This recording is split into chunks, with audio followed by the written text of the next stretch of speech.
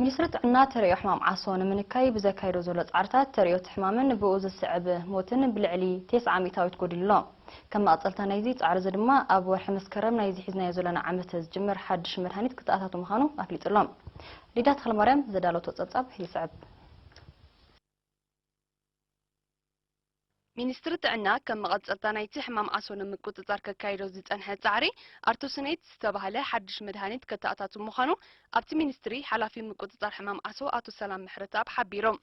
አቶ ሰላም ንጋዜጣ ሓዳስ ኤርትራ ብዝሃቦ ሓበሬታ እዚ ኣወርሒ መስከረም ዝተኣታቶ ሓድሽ መድሃኒት ኣድማዕን ካብ ቅድሚ ሕጂ ብመልክዕ ከኒና ምስ ካልኦት ዓይነታት መድሃኒት ክወሃብ ዝጸንሐ ዝያዳ ውሕስነት ዘለዎን ኮይኑ ብብርቱዕ ዓሶን ዝተጠቕዑ ሕሙማት ብመልክዕ መርፍእ ዝወሃብ ምዃኑ ገሊጾም ምስ ዘሎ ህጡር ክራማት ኣብ ዞባታት ደቡብ ሰሜናዊ ቀይሕ ባሕርን ዓንሰባን ሕማም ዓሶ ከይክሰት ስጋኣት ከም ዘሎ ዝጠቐሰ አቶ ሰላም ነዚ ኣብ ግምት ብምእታው ሚኒስትሪ ጥዕና ልዑል ቆላሕታ ሂቡ እኹል ምድላዋትን ጥንቃቐታትን ይገብር ከም ዘሎ ብምብራህ ምትእትታው ናይ ሓድሽ መድሃኒት ኣካል ናቱ ምዃኑ ኣረዲዮም ንሱ ወሲኹ ኣብ ምዕራባዊ ቆላታትን ከበሳታትን ካብ ሓምለ ክሳብ ታሕሳስ ኣብ ሰሜናውን ደቡባውን ቀይሕ ባሕሪ ድማ ካብ ጥቅምቲ ክሳብ ሚያዝያ ሕማም ዓሶ ዝረኣየሉ ወቕቲ ብምዃኑ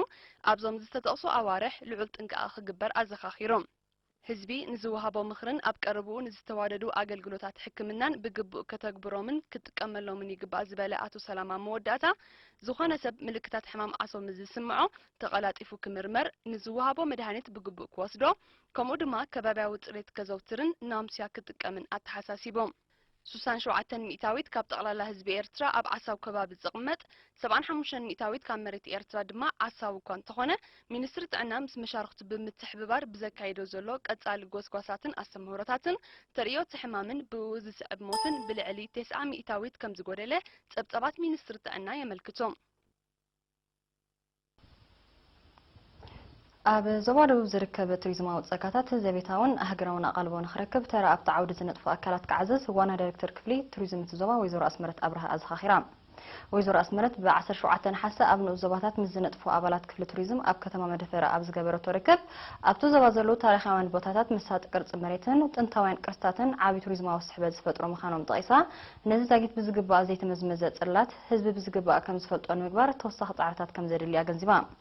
ብዘይካዚ ብቕዓት ወሃብቲ ኣገልግሎት ቱሪዝም ንምሕያስ ተጸንዐ መፍሪ ክግበር ኣገዳሲ ምዃኑ ዝሓበረት ወይዘሮ ኣስመረት ዘቤታዊ ቱሪዝም ንምስሳን ብቐንዱ ኣብ ተምሃሮን ወነንቲ ወሃብቲ ኣገልግሎትን ዘተኮረ ጎስጓሳትን ኣስተምህሮታትን ይወሃብ ከም ዘሎ ኣብርሃም ሓላፊ ጨንፈር ምክታልን መጽናዕትን ጸጋታትን ዞባ ደቡብ ኣቶ ብርሃነ ምዝገበ ኣብ ዘቕረቦ ጸብጻብ 6 ኣዋርሕ ትሕቲ ብቕዓት ንዝኾናን ዘይምኹኒ ወሰኺ ወጋታትን ዝገብራን ትካላት ሕጋዊ ስክምቲ ከም እተወስደ ኣረዲዮም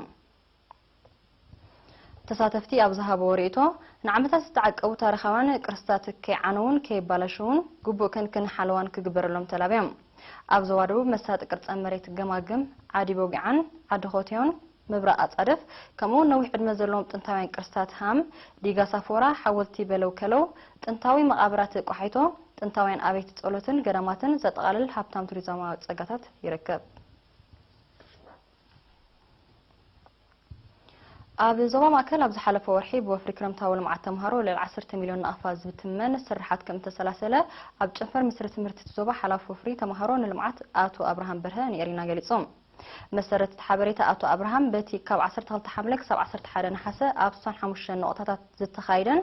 ኣስታት 7000 ተምሃሮን ኣሌቶምን ዝተዋፈሩን መደብ ልዕሊ 717 ኪሎ ሜትር ቅናታዊ ዛላታት ክሰርሕ እንከሎ ልዕሊ 198 ኪሎ ሜትር ቅናታዊ ዛላታት ድማ ተጸጊኖም ብዘይካዚ ኣስታት 195,000 ጎዳጉዲ ተኻዒቱ ዝተፈላለየ ፈስታት ክትከሎ እንከሎ ልዕሊ 62,000 ኣትክልቲ ድማ ተኸስኪሶም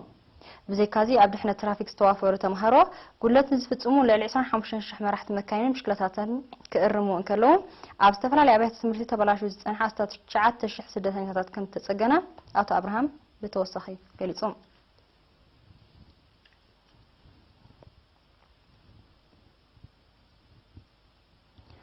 ኣብ ተመሳሳሊ ፍጻሜ ኣብ ዞባ ዓንሰባ ኣብ 52 ኣብያተ ትምህርቲ ዝተዋጽኡ ልዕሊ 7,000 ተምሃሮ ዝተሳተፎ መደብ ክረምታዊ ልምዓት ዕዉት ንጥፈታት ብምስሳን ከም ተዛዘመ ኣዋሃድ ናይቲ መደብ ኣብቲ ዞባ መምህር ክፍለ ሰለሞን ሓቢሮም ነሪና ብዝሃቦ ሓበሬታ መምህር ክፍለ ኣብ 9 ንኡሳን ዞባታት ንሓደ ወርሒ ብዝተኻየደ ዕማም ብቐንዱ ኣብ ምዕቃብ ማይን ሓመድን ምግራምን ዘተኮረ መደባት ከም ተዓመ ኣብሪሆም أموداتا ممر كفلة عمتاو زرع حطرة مسارحتات مملاء زملكتهم أكلات أقدمهم بلاواتهم كتصفوا زتتخل أقرب دما حلوان ممكن خانن كجبرلو تلابيهم إذا كم زين كله وفارو كرمتاوي لمعت أبن أزواء من حيلي كرم حجز تتخل أقرب مكتاس لزي تجبرلو كم تدلك السن كم زي كأله بمتقاس لو معمس تخلوا جبوات كروك جبرلو تلابيهم كاب عليتي ممرتكي أسكرهم أبزهبوا حبريتا أبقلت بوتاتاتن أبيات تمرتن تتخيلوا زول حياة الأقربن نخصصن نبرتي بجبوك كان خانوان كحلوان تسويعهم